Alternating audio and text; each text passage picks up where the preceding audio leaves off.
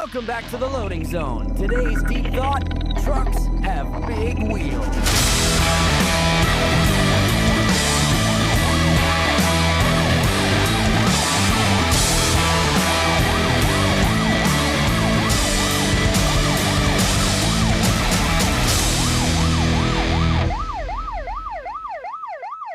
Do you think trucking's biggest problem is the freight?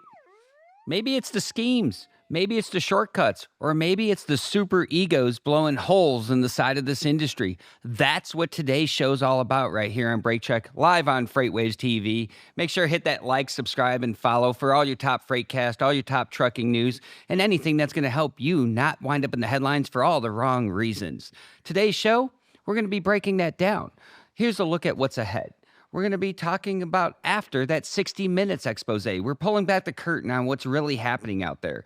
We're going to be calling out the bad actors, breaking down what doing it right actually looks like with my friends from Bennett Family of Companies, as David Lowry is in the house. And then BridgeHaul shows up to show us the real numbers, fuel costs, and how to actually stay profitable in today's market. No fluff, no spin, just the truth about what's happened in trucking and how to fix it. If you're serious about protecting your money and you're running smarter in this business, then you need to be watching Brake Check today. You know, there's a lot happening out there. One of the things that we saw happen this week was on Sunday at 60 Minutes. And we're going to play a couple clips of that so you can be brought up to speed on what we're going to be talking about right here today. He met this whistleblower, a former employee of a SuperEgo affiliated company based in Serbia, in an undisclosed European city, and altered his appearance for his protection. They are only asking about making money from the driver, and they don't take care about safety standards. He confirmed company dispatchers and managers were told to overwork and extort American drivers like Sanchez at every turn. They train you to do this? Yeah, they explain me that it's a normal thing to do. What have drivers been most upset about? They don't have money to pay bills, they don't have money to eat, they don't have money to pay rent. The dispatchers, do they have any concern for the drivers, any compassion? They don't have emotions, the job. It's just a job. You squeeze as much money out of this driver as you can. Yeah, it's better to our owner make money than them. He told us taking money from drivers became a competition. Lists like this were posted inside his Belgrade office. The more they took, the bigger their bonuses. During this pay period, the top dispatcher cut nearly $24,000, or 32% from drivers' pay. Any idea how much of the company's profit is earned that way? Some week 1 million, some week 2 millions. Per week? Yes.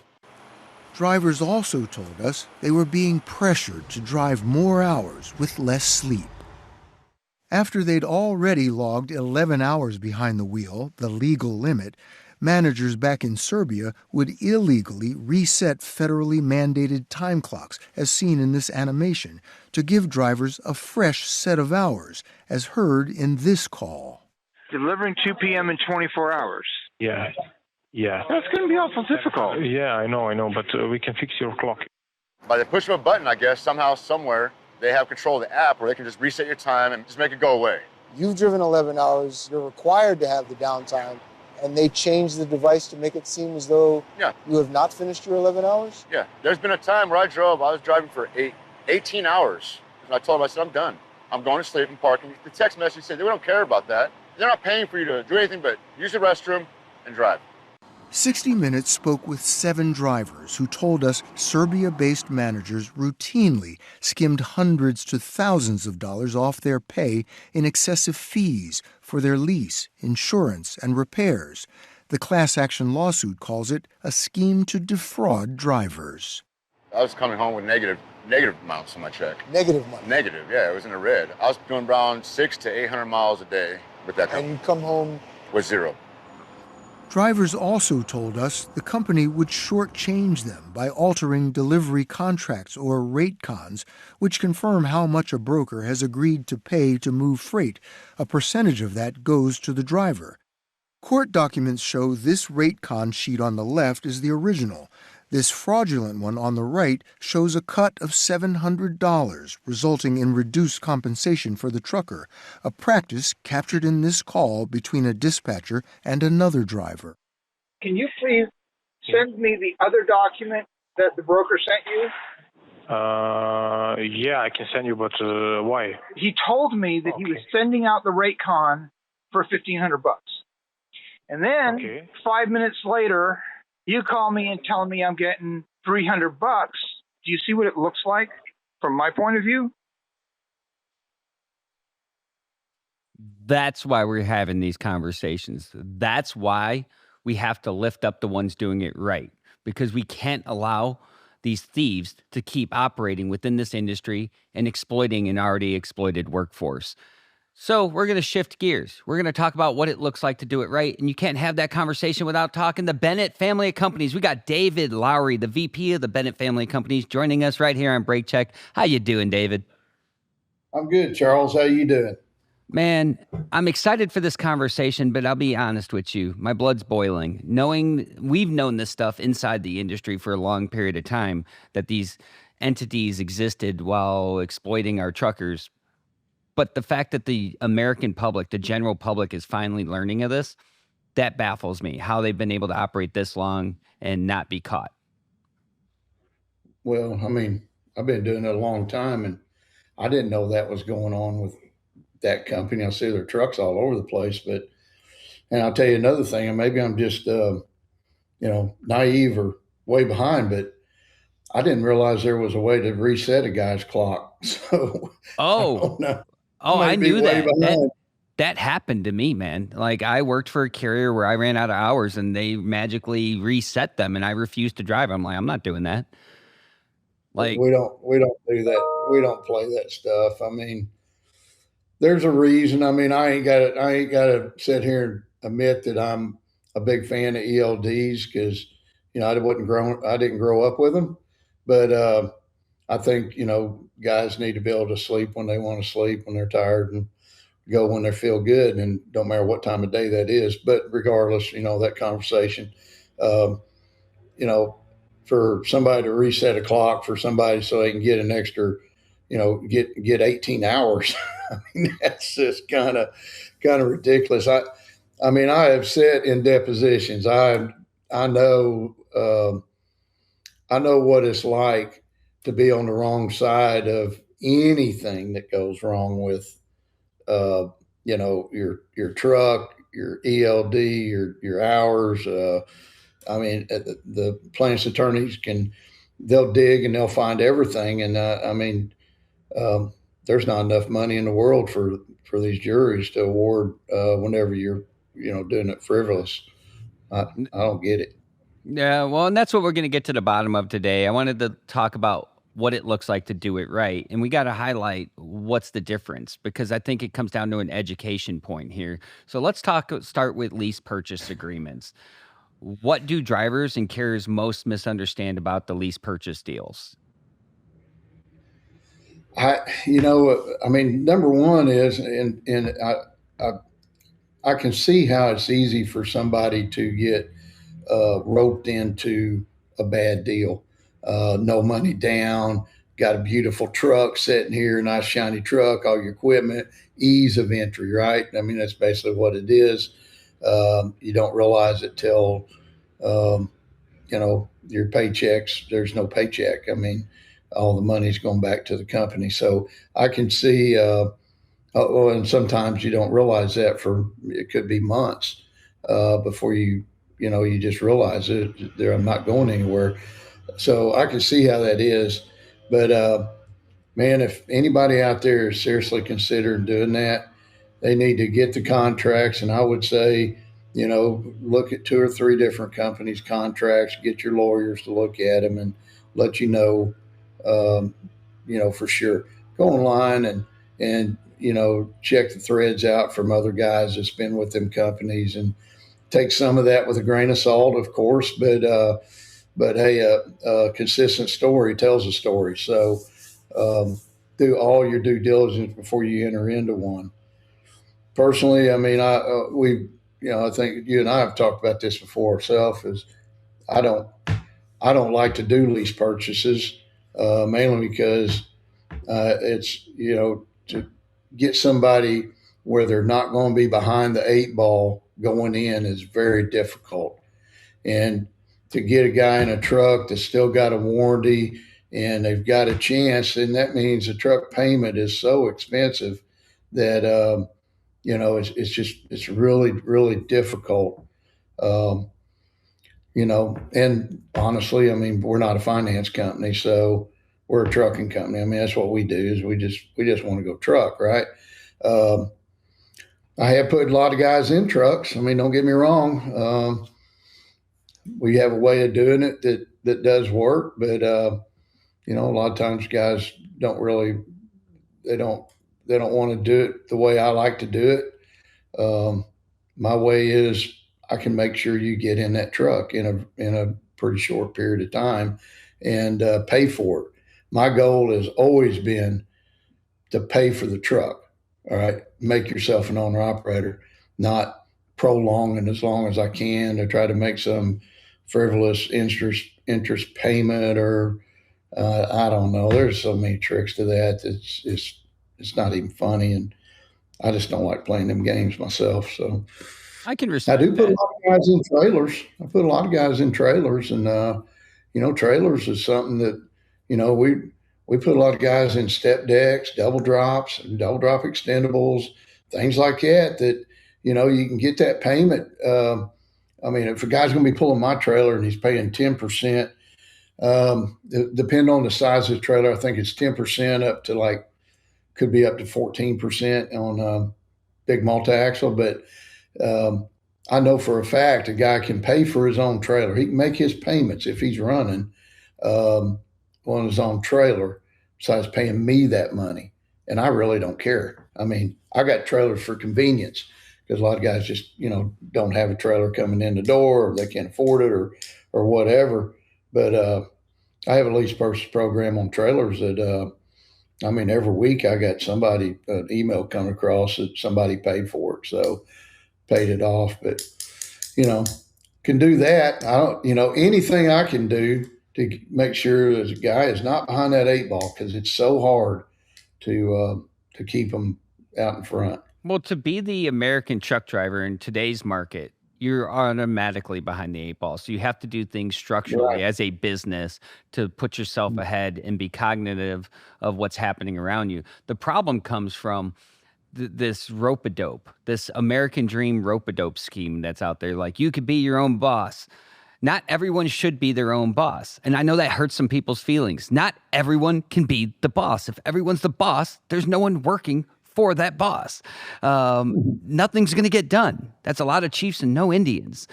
Not everyone should be an astronaut. I wanted to be an astronaut when I was a kid. They didn't send me up to the moon last week. It's okay that not everyone should be a trucker. Not every company owner should have a CDL. I've seen how some of y'all drive out there. Feelings don't need to be hurt. It's the facts. We all have a role to play in this stuff, and I think we need to respect the barriers to entry. And I know that rubs a lot of people the wrong way when I talk barriers to entry, but they're important. We need to have barriers to entry in order to make sure the right people are in the right positions doing the right jobs. I mean, you're right, 100%. So it is very hard to become an owner operator, in today's world.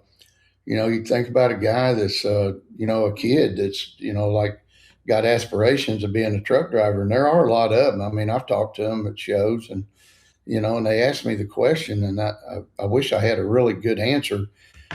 In general, how you start out with trying to get your CDL, and then the experience at a company like that we require, and I don't see that changing with us, right? I mean, insurance is what it is, and our requirements, are proven, and it all revolves around safety. And also, basically, I hate to say it like this, but at the end of the day, it's, can we defend a guy at the court of law? Because if somebody screws up, that's where we're going to be. That's where I'm going to be. All right. With my bank of lawyers and trying to defend a guy. So we're going to do everything we can to make sure that, the guy's out there on the road. He's doing everything he can. He's doing it right. And unfortunately, a lot of them laws and the way things are just set up is, a young guy has a very hard time. So, I was fortunate, growing up. It was a little different back then. I mean, I was driving a truck when I was 15 years old. My dad's company didn't realize it, but it's totally different. The entire landscape has changed. Why has it changed? No, the entire landscape has changed from the job itself of being a trucker to the job of being a carrier to anyone working in this industry. We've seen, this introduction or induction of technology into the industry. A lot of it has been forced upon, but some of it has been welcomed, and some of it has been helpful. A lot of it has been helpful, if it's adopted correctly and implemented correctly within an organization. And we're going to talk about that a little bit later. But let's talk about where some of the money is lost. How does someone become a successful owner-operator in your experience? Well, it's always about the pennies, right? I don't care if you're hauling a van freight, running around on a broker board situation, which I don't know how in the world anybody does that anyway, but or you're pulling good quality freight, or you're a heavy hauler, or you're arms and ammo. It don't really matter. You could be making $100,000 a year. You'd be making $1 million a year. It's still all about the pennies. And because everything's relevant to what you do. Your expenses are relevant. Your exposure, everything is relevant to you as you crawl up the ladder to the better paying freight, I guess I'll say. And your expenses are going to crawl right up with you. So you got to watch your pennies, and there's a lot of ways to do that. I mean, a good CPA is a good start. Don't try to do it yourself. Manage your taxes and all that, especially in the owner operator world, right? Make sure you're managing your deductions and everything it takes. But, you got a couple guys coming on here in a minute with BridgeHaul, Cole and Jacob, and that's one of the biggest right there right now, right, is fuel cost. And just like this weekend, I'm talking to guys about it down at the Burnout Rivals. I'd be surprised how many truckers go to that. And they was talking about their fuel card versus BridgeHaul fuel card. And we was showing the app, and I was like, well, there's only 5 cents here that we're beating this major player by, but, take your calculator and figure up that 5 cents. All right. It makes a difference. That's what I mean by managing the pennies. And sometimes it's not buying the cheapest tire you can find. Sometimes it's, spending extra money to get a better tire that'll last longer than the cheaper tire, right? I mean, just some common sense stuff. I guess that's a good way to put it. A lot of it is common sense. And if you utilize that, the pennies are going to fall.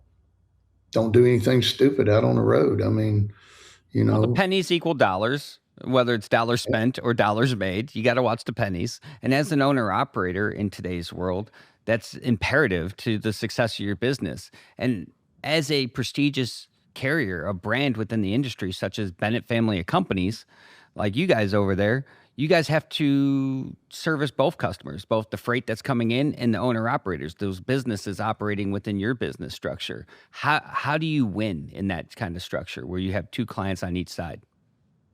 Well, there's also a third with us. All right. It's get my camera. Yeah. A third with us, and that's the agents.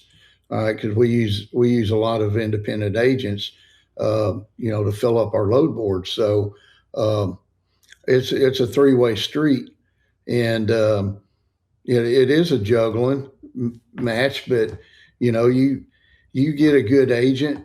So at Bennett, let's see, we started this years ago, probably a couple of decades ago.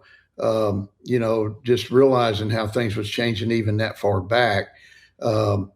as technology started kicking in and we got off our yellow pads and started punching stuff in this computer and the agents started doing the same thing and getting smarter with their customers and how to move freight, right?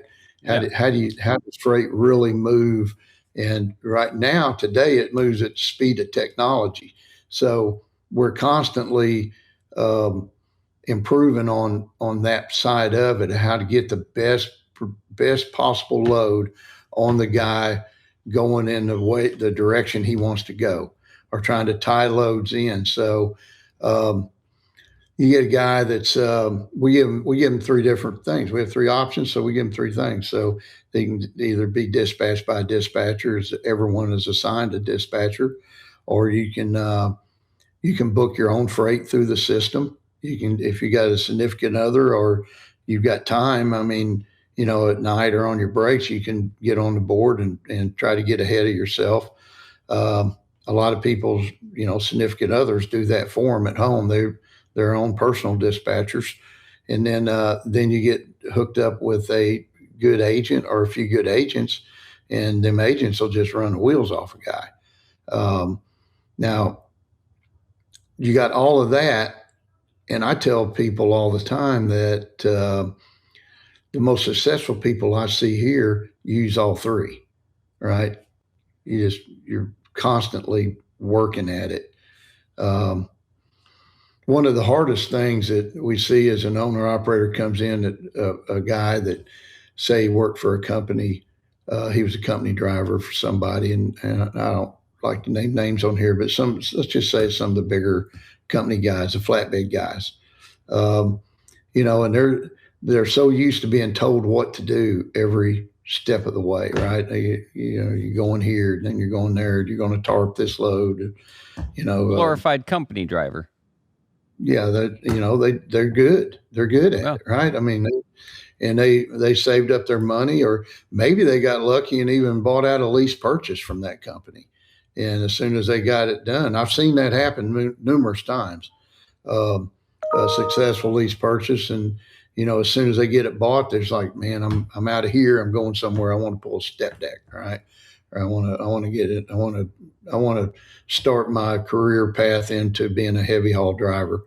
So they'll come to somebody like us, and it's difficult for them to begin with, and they have to be able to bear with it. I hate to use the term thinking on their own, because we're going to help anybody, but it makes it a little tougher whenever, they got to make the decisions. But once they get used to that, once they figure out how that is done successfully, the very large percentage of them are very successful. Now, and they enjoy it, right? Because you got your freedom at that point. That's when you can really, really realize I am a true owner operator, because I do have my freedom of choice. And if I'm making good choices, not everything's going to go perfect. We all know that, but if I'm making good choices, I can run, I can get my home time, I can make my bills, and get money and home. You could thrive rather than survive in an industry. And I think that's the promise that a lot of places sell these people out there. They get sold this: be your own boss, own your own truck, but you're not owning the truck. You're forever behind. You're starting out behind right off the bat. It was one of the things I said in last week's episode. If the very first thing you do as a business owner is make a bad business deal for the very piece of equipment that makes you an official trucking company, you're starting out behind before you ever started rolling that truck. So you have to have lawyers review the contracts for the equipment, have an accountant, have a financial plan, a profit plan for your business. You have to set those goals. And it's okay to sit there and say, now's not the time. If I need zero money down to become a business owner, I probably don't need to be a business owner. I probably need to sit there and be an employee for a little bit and save up a little bit of money. Because when you have skin in the game, you're going to have a better time, and it's going to make you more successful. What happens if you drive off that lot today and you lose a tire and you have no money saved up? Oh, I'm going to have to go to the company and ask for the company to advance me money for a tire? Is that being my own boss? Is that being my own company? It doesn't feel like it if I have to go borrow money. That's the same as my son coming to me and saying, hey, buy me my first car. What lessons were learned there? And so I think companies like yours, where you truly teach them to be a successful owner operator, we need to highlight those more often, and we need to showcase that model.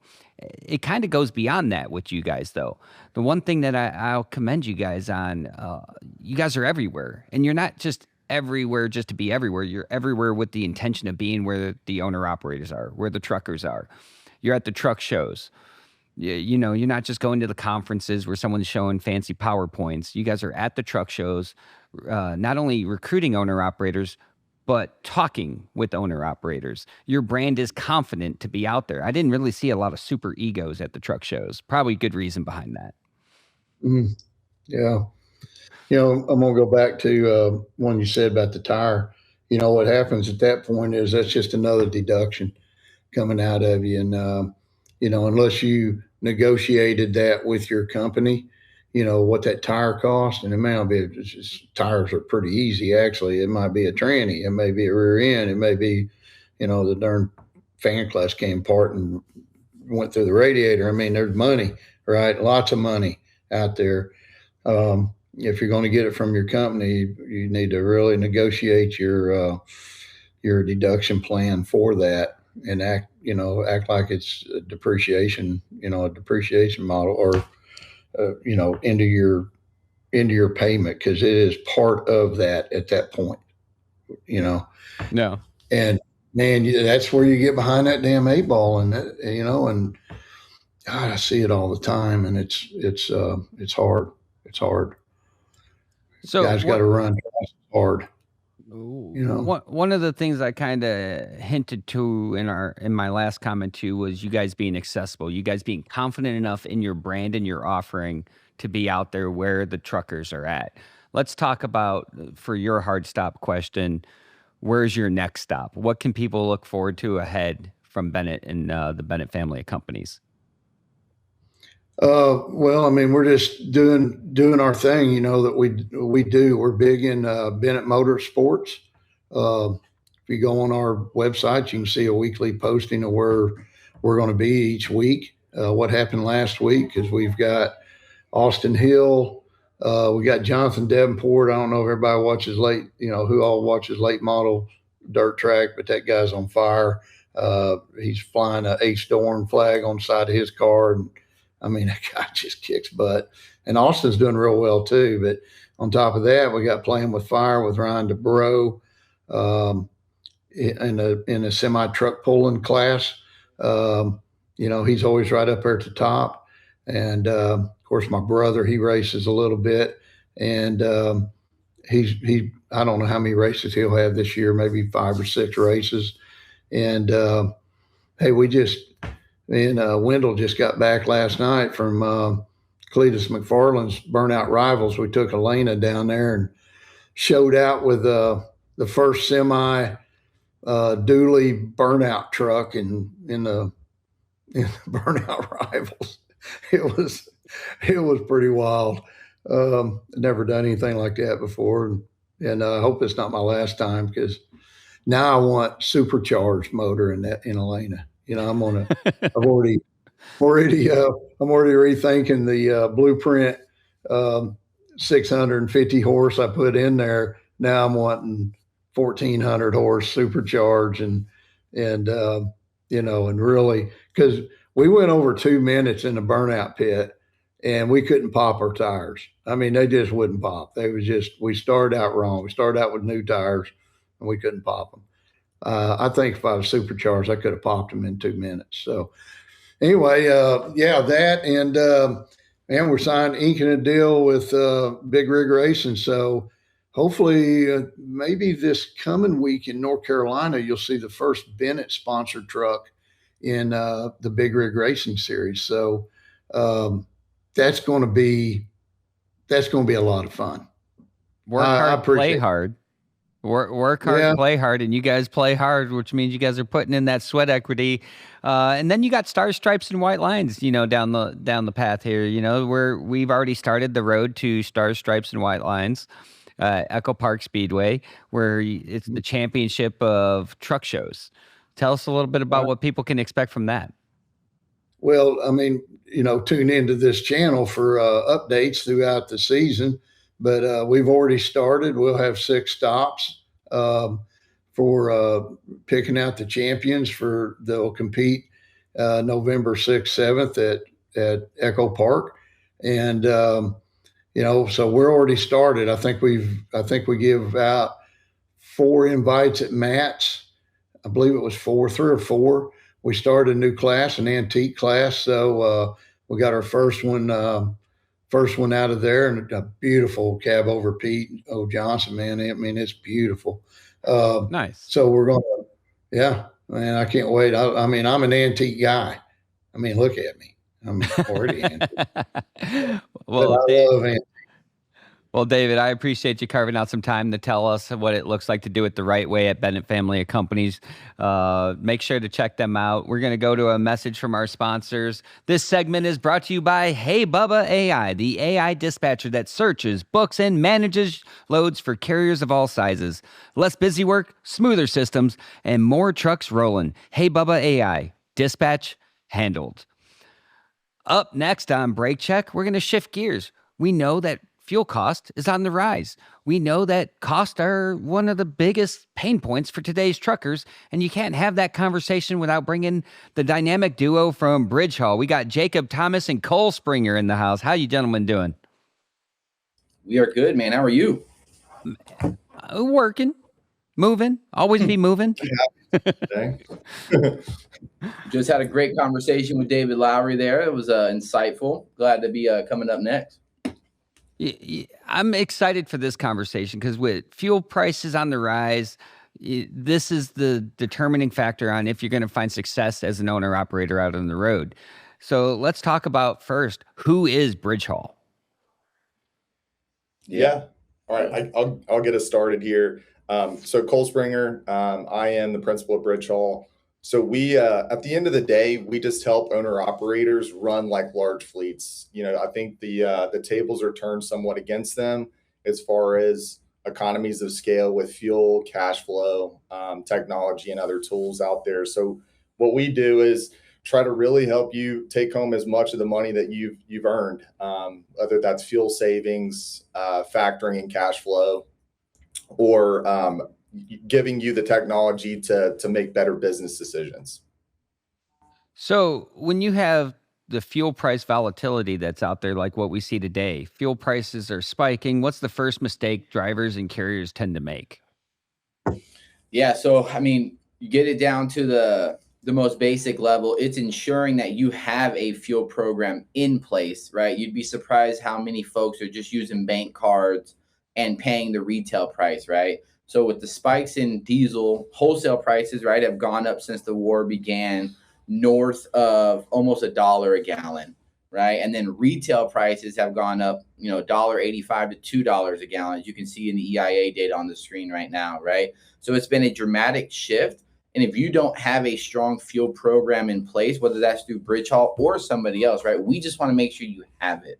Because if not, those pennies that David was talking about, they are eroding and your margins eroding. So have a strong program in place, have a good partner that's showing you and educating you on the net price of fuel and how important it is, and in-network compliance. So have a program, have the tools, have a partner that can help you see the light to drive those savings and keep those pennies in your pocket. So what are some of those tools or strategies that both sides should be using to better manage fuel cost in a tight market like this? Yeah, for sure. So obviously having a strong mobile app is key, right? So a mobile app is going to allow you to see your best net price of fuel, right? You hear a lot about the industry talking about a savings amount, or I just saved $1 off the pump price, which savings amount is a sexy psychological thing for people to talk about, but the net price of fuel is what matters. So a mobile app that can route you to the best net price of fuel, you can see in the region that you're driving in, so you can stop at the most affordable location.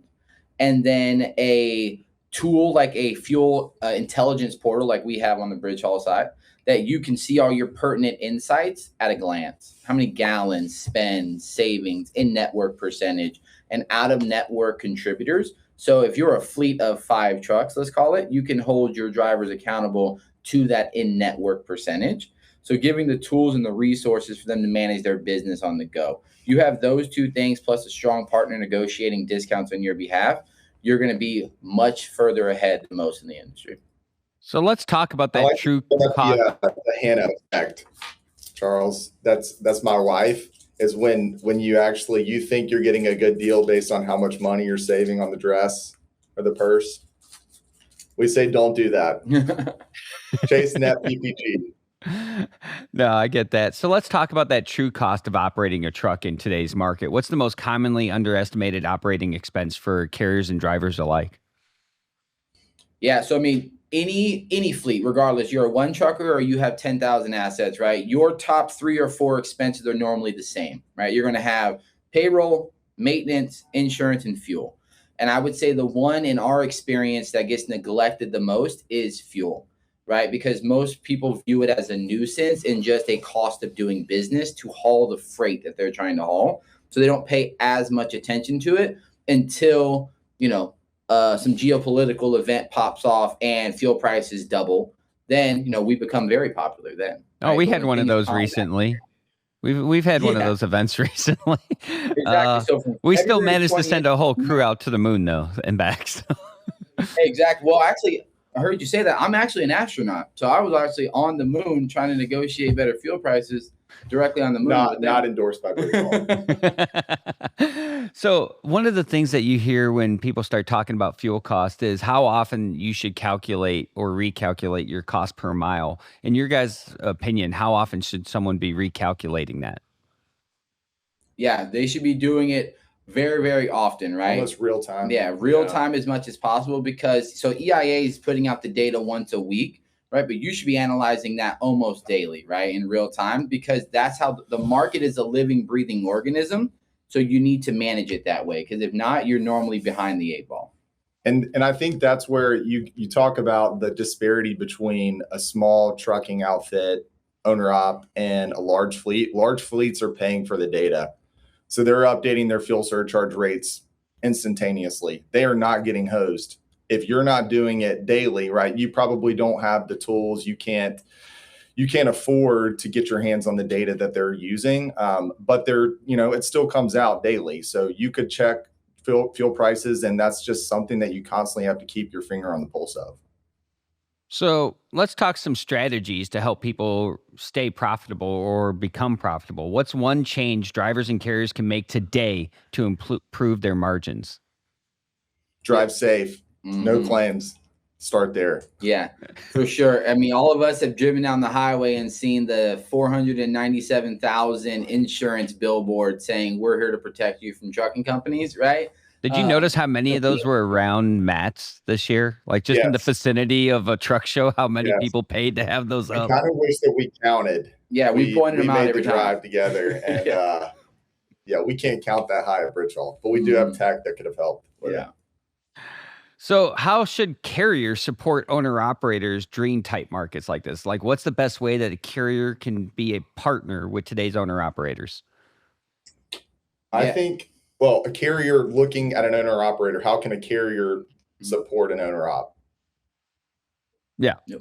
I think number one, it's finding a fuel program. A lot of big carriers will leverage partner programs, and they'll put a card out there that leverages really large discounts. I think that's huge. I think also technology. A lot of carriers have really large brokerages.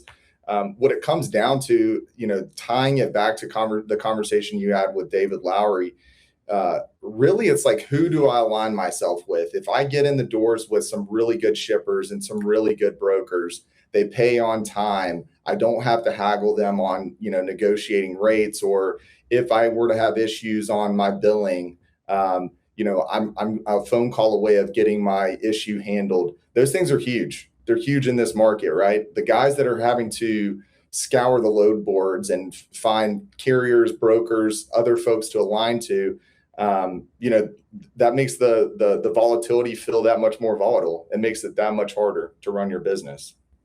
Knowing that we just covered that 60 Minutes coverage that dropped on Sunday, and we see that the industry has this black eye on it right now because people are doing nefarious things to today's truckers, does it reaffirm your mission to do it the right way and offer support? And does it make you rethink that approach is more needed now than ever? Or how do you guys feel coming off of coverage like that? Yeah, I mean, absolutely, right? I mean, seeing those kinds of things, and Charles, we talked about this offline last week, like those things make us sick, right? Because the people that are keeping this country going are the owner operators. So it just, again, this is not an infomercial for Bennett or BridgeHaul. Like, that's the importance of aligning yourself, like Cole said, like David said, with a company that wants to take care of you and make sure you are profitable and you are feeding your family, and not the right partnerships, the right values, the right companies is what owner operators need. And seeing people get exploited like that makes us sick. Well, and you used the right word there, exploited. It's people exploiting an already exploited workforce. Like, inherently, this job is tough. To find success as a small fleet owner or an owner operator is tough. To make it any tougher than it already is wrong. And I think that us having this period of sunlight as the great sanitizer in trucking right now is going to thin the herd of the people that shouldn't be operating within this industry. And I couldn't be more supportive for that. It's a long overdue, but I'm glad that it's here finally. Yep, exactly. We all need partners and people to give us a hand up and not a handout in life. And when you're striking a partnership with who you want to haul freight for and who you want to, help grow your livelihood and feed your family with, those are key things to be looking at for sure. We couldn't agree more. Well, and I think in the sales cycle of what we're doing today is you see that there's typically a reluctance to trust anyone. And I think it's just, over time you become jaded. Every time you review a contract, you're just looking for the fine print, right? And on our factoring contracts, like, we try to be as transparent as possible, but you're still having to spend the majority, the first 25% of building that relationship to get somebody to a close. You're having to explain to them how you're not going to do what's been done to them before. And same thing on fuel, right? Everybody plays the stock market on fuel, and you've got a great deal up front. If you take your eye off the ball, the next thing you know, like, you're getting gouged on pricing. So I think we are very accustomed to seeing bad actors do this, exploitation in the industry. And I think BridgeHaul's here to set the record straight. It's very similar to Bennett. Like, we don't care about being the biggest. We just want to be a trusted party that folks can rely on. I love that. And that leads me right into our hard stop question for you guys. What is the biggest financial trap drivers and carriers fall in, and how can they avoid it? Yeah, I mean, obviously, not to steal your thunder, you've been banging that drum for a long time, but especially the last couple of weeks, the lease purchase agreements are a huge one, right? You get tied up in one of those, you could be in a bad spot for a long time. But let's just say you find the right partner, right? Then it's managing the pennies, like David said, right? So making sure you know what your fuel cost is, making sure you know what your insurance cost is, and then making sure you're being safe on the road. If you know those things and you're partnered with the right person, you can have a long career and a healthy career in this industry. If you get a few of those things wrong, you could be in a bad spot really fast. And if people want to learn more about BridgeHaul, how would they find you guys? BridgeHaul.com. That's it? It's that simple? Just BridgeHaul.com. Yeah, just go to BridgeHaul.com, contact us, and we will give you a shout. If you want to hit us on social, you can do that too. Yeah. No, I appreciate you guys coming on. Looking forward to all the exciting things you guys are doing over there. But that's why shows like this matter. Conversations like this matter. We can always talk about the headlines of the things that are going wrong out there, but we also got to talk about the things going right and the people doing it the right way. And often doing it the right way is the hard way. Yeah. But, we also have our dumpster fire of the day to get ready to close out today's show. To close us out, USA Truck tried a new curbside delivery pilot program that did not go as expected. Check this out. For folks in Clifton, New Jersey, who heard a sound at 2:30 this morning, here's what it was. A tractor trailer carrying dog food slammed into a building, knocking it right off its foundation after the driver lost control. He is expected to be okay. Welcome back to the loading zone. Today's deep thought: trucks have big wheels.